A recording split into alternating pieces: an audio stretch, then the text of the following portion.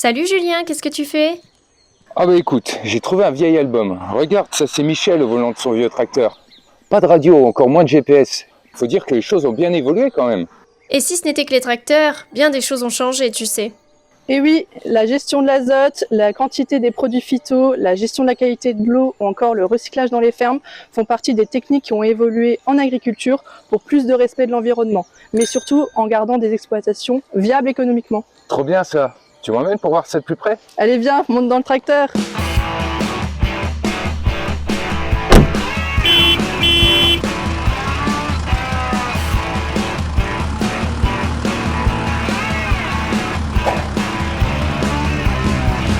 Alors Julien, aujourd'hui on est sur l'exploitation de la ferme Alpa à Arouet et on va rencontrer Émilie qui va nous expliquer comment aujourd'hui ça se passe pour traiter dans les champs avec le pulvé.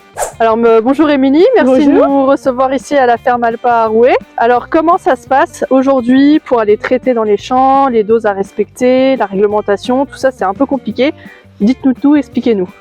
Alors aujourd'hui, pour aller traiter, les agriculteurs déjà doivent avoir un petit permis de traiter qui s'appelle le certifito, avec différentes voies pour l'obtenir, de la formation ou avec des diplômes. Lors de ce petit examen, on va leur expliquer les doses à respecter. On ne peut pas appliquer n'importe quelle dose, n'importe comment dans les champs. Et il y a également tous des moyens d'éviter aussi d'aller traiter. Donc il va déjà s'assurer en amont que le traitement est indispensable. Alors on a des petits outils, des cuvettes où on va aller compter si on a des insectes ou pas présents dans la parcelle. Et puis à ce moment-là, on déclenche ou non un traitement. Du moment où on a décidé d'aller traiter, il va falloir respecter quelques petites conditions. Un équipement pour se protéger, avec un pulvérisateur aussi qui a été contrôlé. Une fois qu'on a décidé le traitement, qu'on a rempli son pulvé, il faut s'assurer que les conditions sont optimales pour aller traiter. On n'a bien sûr pas le droit d'aller traiter quand il y a du vent pour éviter que les produits dérivent. On va respecter aussi une certaine humidité et il y a également des distances à respecter pour protéger les riverains et l'environnement.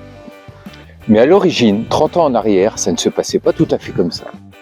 30 ans en arrière, tout était différent. Le matériel, les doses, les résultats, rien n'est plus pareil aujourd'hui. Si on prend l'exemple du maïs, pour désherber, on préconisait 12 litres d'atrazine à l'hectare. 12 litres. Aujourd'hui, nous sommes à 20 grammes par hectare. Ça paraît insensé, et pourtant, c'était bel et bien les pratiques.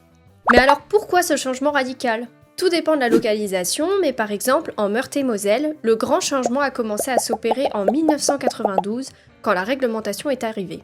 C'était le lancement des opérations Fertimieux. Ces opérations concernaient, entre autres, la directive nitrate, les installations classées ou encore les PMPOA, Programmes de maîtrise des pollutions d'origine agricole. Il s'agissait d'opérations volontaires dont le but était de montrer que la profession était capable de se mobiliser pour lutter contre la pollution par les nitrates. Alors oui, au départ, les agriculteurs n'étaient pas très favorables à cette réglementation. Mais pour les convaincre, il a suffi de regarder les résultats des essais. Pour les épandages organiques, nous avons réussi à passer de 100 tonnes à l'hectare à 30 voire 40 tonnes à l'hectare. Un bénéfice économique considérable qu'ils ont fini par reconnaître. Mais la vraie évolution concerne l'azote. Certains agriculteurs sont passés de 180 unités d'azote sur le maïs à 60 voire 80 unités, soit presque 3 fois moins. Comment nous avons réussi à leur faire accepter ces changements ? Il a suffi de leur montrer que c'était possible, et pour cela nous avons mené des essais en bande, directement chez les agriculteurs, puis nous leur avons partagé les résultats et les observations. Et aujourd'hui, avec le changement climatique, l'adaptation de ces pratiques est devenue plus que nécessaire.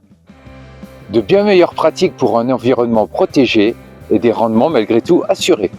Je pensais que les agriculteurs ne se préoccupaient pas tant de l'environnement, mais en fait, les choses ont bien changé. C'est vrai qu'à l'origine, c'était compliqué de faire le changement puisqu'on avait tendance à suivre une petite recette de cuisine.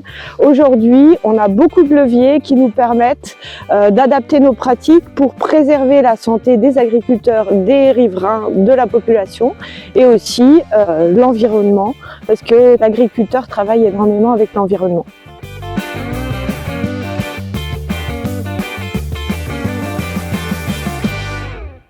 Mais alors dis-moi Julien, il n'y a qu'au niveau des produits que les choses ont changé ? Mais pas du tout, rappelle-toi 30 ans en arrière du métier d'éleveur. 24 heures sur 24, 7 jours sur 7, en effet. Oui, de ce côté-là aussi, les choses ont bien changé. Avant, l'éleveur allait à sa ferme tous les jours pour s'occuper de ses animaux, pour les nourrir, pour les vélages. Et les vacances, comment dire, il ne pouvait pas trop en prendre. Aujourd'hui, on voit quand même que tout a bien évolué. Robots, bâtiments modernes, la possibilité de se faire remplacer pour les week-ends, pour les vacances, pour la maladie. Ça change la donne et ça donne vraiment une autre vision du métier. Après, à chacun sa méthode de travail. Le principal, c'est de se sentir bien dans sa ferme. Et justement, nous allons demander à Michel comment il s'organisait. Bonjour Michel, alors vous étiez éleveur à la retraite. Est-ce que vous pouvez nous expliquer comment vous vous organisiez? J'ai été familial jusqu'à 24 ans. À la ferme de mon père, les vaches étaient à la tâche. Donc il fallait porter les pôles, les emmener dans le tank, donner à manger aux vaches une à une, puisqu'il fallait tout amener, le foin, les betteraves. Et à 24 ans, quand j'ai pris une ferme à mon nom, c'était un éleveur de Barizet aussi, et lui il avait une stabulation libre. Donc ça a été une autre organisation. Mon épouse et moi, on travaillait ensemble, donc elle trayait les vaches aussi. On se levait quand même très tôt, puisqu'on avait des enfants, donc il fallait qu'elles soient rentrées avant qu'ils allaient à l'école. Et le soir, il fallait qu'elles soient rentrées pour la rentrée des gosses. Donc on se levait à 4h30 et le soir, on trayait aussi à 4h30. Les conditions à la tâche, aujourd'hui c'est plus possible parce que c'est trop pénible, quoi. C'est vrai qu'on était souvent à la ferme, des fois on dormait même au pied des vaches pour les vélages. Là après, il y avait une fois que je me suis mis à mon compte, il y avait une caméra qui filmait, donc il fallait se réveiller, mais il fallait pas forcément se lever, on regardait voir si la bête était en train de véler ou pas. Les vacances, c'est vrai qu'on parlait des vacances, j'en ai pour ainsi dire pas eu beaucoup. Autrement, les conditions de travail en stabulation libre, c'est quand même, on porte plus les pôles, le lait va tout seul dans le tank, donner à manger aux vaches, c'est facile aussi. Il n'y avait pas de comparaison, quoi. Métier à la tâche, j'aurais pas fait. Mais du coup, aujourd'hui, ça se passe comment? Eh bien justement, aujourd'hui, il y a beaucoup plus de moyens pour avoir une meilleure qualité de vie au travail. Viens avec moi, je vais te montrer ce qu'il y a ici à la ferme de l'Alpa.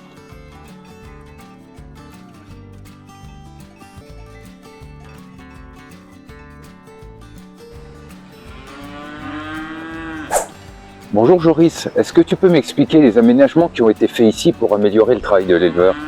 Alors pour le travail de l'éleveur, on est parti sur un système robotisé, avec système raclé, et puis logement en logette. Donc c'était d'une part pour montrer aux stagiaires les nouvelles technologies avec les robots, et derrière c'est aussi pour gagner du temps de travail, de la pénibilité, par rapport aux gestes répétitifs qu'on peut retrouver dans certains domaines, et également un système pour repousser l'alimentation aux vaches, pour éviter de reprendre la pelle et de devoir repousser 2-3 fois par jour.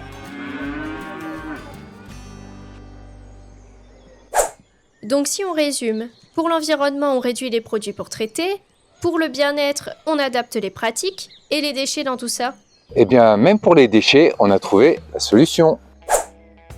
On a déjà parlé de la gestion des déchets des produits phytosanitaires, mais il n'y a pas que ça en agriculture. Il y a les bâches, les big bags. Et les pneus, qui sont imposants et compliqués à recycler. Et oui, les pneus ont fait leur apparition sur les exploitations agricoles au cours des années 70 avec les évolutions liées à l'ensilage. Pour tenir les bâches qui couvraient les silos d'ensilage, les agriculteurs utilisaient des pneus, mais pas les leurs, ceux des particuliers. Ils récupéraient les pneus usagés chez les constructeurs automobiles. C'était un échange de bons procédés car ça débarrassait les uns pour rendre service aux autres. Mais dans le temps, ce qui se trouvait être utile est devenu dangereux, à la fois à la manipulation par les humains, car à l'intérieur des pneus se cachaient des rongeurs, mais aussi pour l'alimentation du bétail, car les pneus contiennent des fils de tringles métalliques qui se dégradent dans le temps, percent les bâches et se mélangent à l'alimentation animale. Donc le bétail ingère ces morceaux de métal et cela peut avoir des conséquences graves sur leur santé. En parallèle, niveau environnemental et paysager, les pneus parsèment les paysages et en dégradent l'aspect. L'enjeu aujourd'hui est de les éliminer. Puisque l'agriculteur recycle déjà ses bâches, contenant big bag ou encore bidons, grâce aux coopératives qui organisent des collectes, l'idée était d'organiser des collectes de pneus pour aider les agriculteurs à s'en débarrasser plus facilement. La Chambre d'agriculture accompagne les collectivités volontaires dans l'organisation de collectes sur leur territoire. avec l'objectif que l'ensemble des agriculteurs du département puissent en bénéficier. Ainsi, la Chambre d'agriculture et ses partenaires ont organisé 6 collectes en 4 ans, au cours desquelles près de 5000 tonnes de pneus ont été apportées par plus de 350 exploitations. Comment ça s'organise ? Après s'être inscrit auprès de la Chambre d'agriculture, les agriculteurs trient leurs pneus en répondant aux critères de collecte et estiment leur volume selon leur catégorie. En fonction du calendrier de passage établi par la Chambre d'agriculture, ils transportent ensuite leur chargement de pneus jusqu'au point de collecte prédéfini. Les pneus sont pesés, déchargés sur la plateforme dédiée à leur catégorie. Des camions viennent ensuite récupérer les pneus collectés et les acheminent vers le site de traitement où ils sont pris en charge en vue de leur valorisation. Parce que recycler ces pneus, c'est préserver la santé des humains, des animaux, l'environnement et les paysages. Donc on peut dire que l'agriculture a fait de belles avancées en 30 ans. Oh que oui, même s'il restera toujours des choses à améliorer, voyons le verre à moitié plein. L'air est plus respirable, la terre mieux respectée, l'eau est plus pure, les aliments plus sains et de meilleure qualité. L'agriculture a vraiment fait de beaux progrès.